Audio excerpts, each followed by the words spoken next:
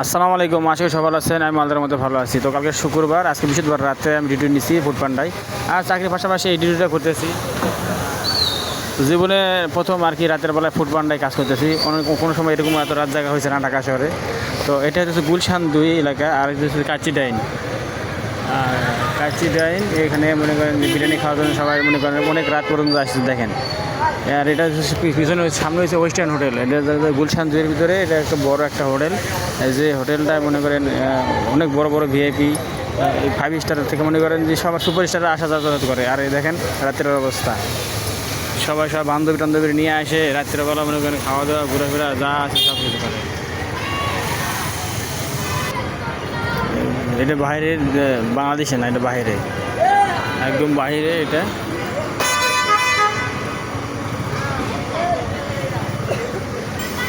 তো যে যেখান থেকে আমার ভিডিও দেখতেছেন, ভিডিওতে লাইক কমেন্ট শেয়ার সাবস্ক্রাইব অবশ্যই করবেন। সবাইকে ধন্যবাদ। আসসালামু আলাইকুম, আল্লাহ হাফেজ।